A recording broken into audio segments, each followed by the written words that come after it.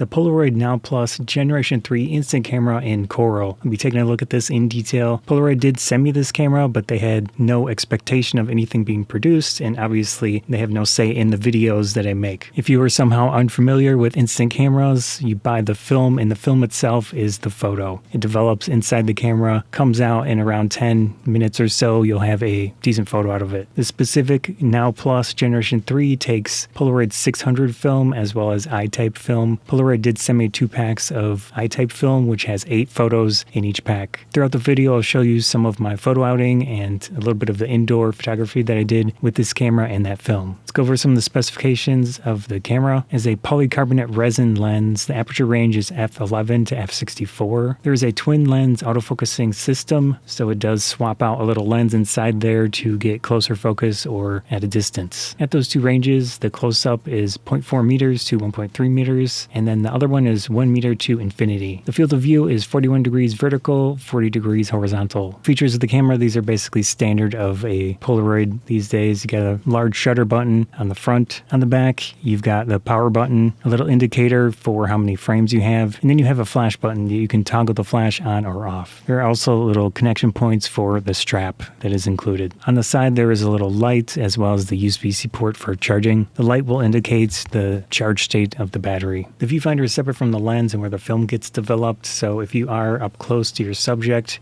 with that 0.4 meters, around 15 inches, you might get some parallax. That basically means that what you see in the viewfinder won't be exactly the same as what you get in the result. The shutter speed goes from 1/200th of a second at its maximum speed up to whatever you want. Basically, it does have a 30-second mode, but you can also go into bulb mode, and that means a user-defined amount of exposure. It does have the built-in flash, and they call it a auto-adjust output vacuum discharge tube strobe system. So it's basically a standard traditional flash. There is a built-in battery in the camera. It's rated 750 milliamp hours. This camera does have a wireless system inside, so I'd say that the battery will really depend on how you use it. If you use it a lot with an app and such, it probably won't last as long. The camera does have a standard tripod connection socket, 1/4-20. It is in the plastic casing of the lens, so I would be careful with it. You've got your film cartridges. Each cartridge has 8 photos inside of it. It's pretty easy to use. You have the paper side up with all the text and such. Press the button on the side of the camera to open the bottom slot for that film. Put it in there. It's pretty easy. Close it up and then the camera will get ready. It'll spit out that top piece of cardboard or whatever it is, and you should be good to go. Things to keep in mind with Polaroids: extreme temperatures are not good for this. I had taken the go-to out before I realized that it would have an issue in the cold. You can deal with that potentially, but I didn't really know at the time. So a lot of my go-to photos were green, but in this case, very nice temperatures, so I didn't have any issues.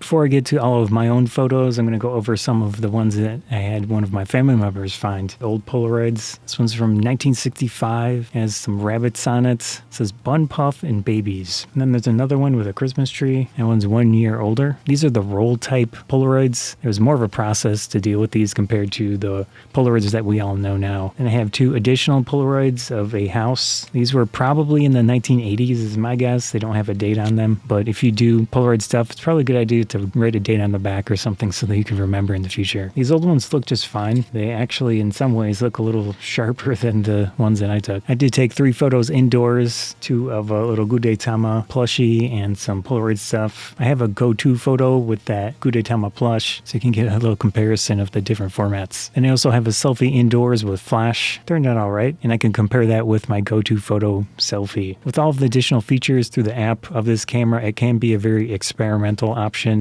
So you can try things out, and sometimes it's probably not going to work out. In my case, I have 2 photos that are completely black. I think it was related to the tripod mode through the app. Let's go over the standard modes of this camera. This is going to be in the Now as well as the Now Plus. On this Now Plus, on the front of the camera, there's a plus button. That's your mode button. Over that, it's going to have some lights and sensors. A single press of that plus button will get you into self-timer mode. I didn't actually use this mode because with app functionality, it's more convenient to use anything where you need to be away from the camera. In the standard Now version of the camera, it does not have the app control, so you will most likely be using the self-timer quite quite a bit. I think one of the most fun modes in this camera is the double exposure. It's going to take 2 exposures in 1 picture. So as we go through the modes on here, you have remote mode, which is basically remote shutter release. There is the self timer as well if you want to use that and adjust how many seconds through the app. You can adjust the flash, the EV compensation. You've got more functionality with the double exposure using the Now Plus version of the camera and the app.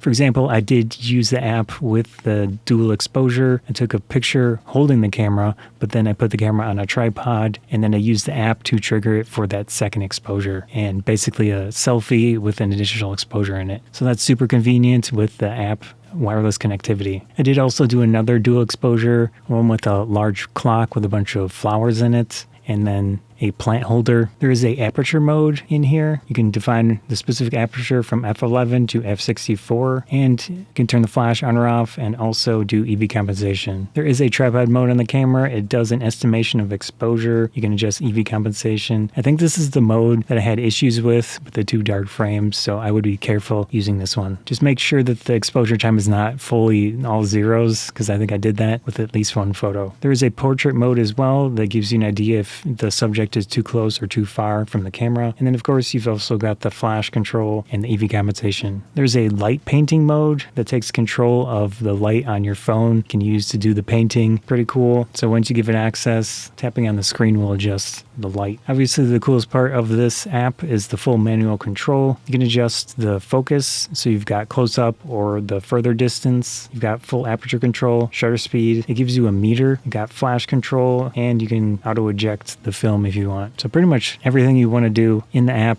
If you long press the plus button, you can get into a custom mode that you define through the app. In this case, if you want manual and a bunch of very specific settings, you can assign that to the custom mode. And then when you long press the plus button on the camera, it goes to that mode. So if you wanted a very specific setup in manual mode of, let's say, f16 and 1/30th of a second with no flash, you can set that up. Their app does have a feature to scan the photos. It is very easy to use through the app. It just gives you an idea of how to frame things, and then once it's ready, it takes a photo automatically of it and it adjusts things to straighten out the lines. That works pretty well. However, the main challenging thing with Polaroids and taking a photo of them is the reflections. You're gonna have to have your lighting set up very specific to avoid reflections on the result. I didn't do an amazing job, but if you can angle your lights really low towards the photo itself so that there's no overhead reflections, or at least minimizes overhead reflections, that's probably your best bet. And then also angle your phone alternate to that, and the app will adjust things and straighten out things. It's not going to be ideal, but that does help. Anyways, best of luck trying to get photos of these things without reflections. I did also take some photos of the pictures with my camera, so that's an option, of course, as well. So maybe the question is, why an instant camera? There are digital cameras, of course, a huge amount of options there, or film cameras. I'm personally not super into film because of the whole developing process.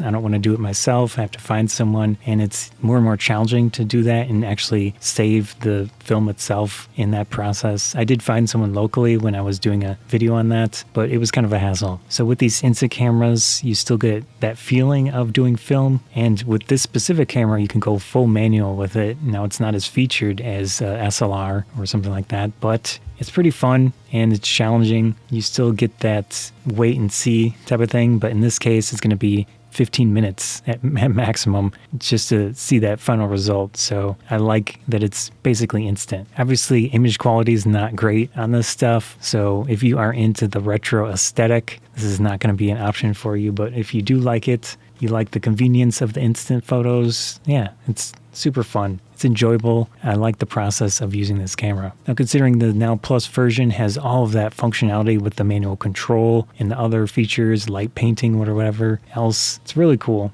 But of course, you are risking some literal money in this case playing with those features, because I messed up 2 frames somehow, and those cost money, if you're going to buy an 8-pack of film that's however much. If you're okay with the cost and you're okay with the retro look of the photos, really can't go wrong with something like this. It's super fun to use. Let me go over one of the downsides of this camera. It has a internal battery, so in the future, maybe years into the future, you might start to lose some charge on that or have issues. Now, it is technically replaceable, but there is quite a process to get to the battery and swap it out. There is an iFixit guide that they did in collaboration with Polaroid. I did look at that and it seems reasonable, but it is relatively complex to do and you need some specialty tools to make it happen. So at the very least, it's possible to swap out the battery, but not convenient. With an instant camera is going to be an ongoing expense compared to a digital camera. Obviously, when you want to take photo, there's a specific amount of money you're going to spend. Film is not good at extreme temperatures, so you need to be cautious of that. It's very cold out. Have a way to keep the photos warmer. It's very hot out. Again, try to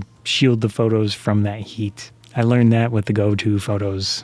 Let's go over some of the good stuff with this camera. I like the look of it. I'm a fan of orange, so the coral is very fun, very nice. Looks good. Build quality seems fine. I haven't handled any of their other cameras besides the Go-To, but it's similar to that one. So really no complaints. Obviously with the tripod sockets, that goes through the plastic. So I would be careful with that, but it seems fine. The Now Plus is easy to use on its own. It has this button on the front where you single press, double press, or long press to get to different modes in there. Now, not everything is accessible with that, but you can assign that custom mode through the app and then you'll be able to do some of it. It functions well. I have no complaints with the app, so I think it's fine. Overall, I've really enjoyed using this Now Plus Generation 3 camera. A lot of fun stuff to it. Very cool. Again, keep in mind that Polaroid did send me this camera at no cost with zero obligation that I make anything about it, but I like making videos, so here we are. It's a very fun camera. I've enjoyed using it. Scatter Photography Bonsai, thanks.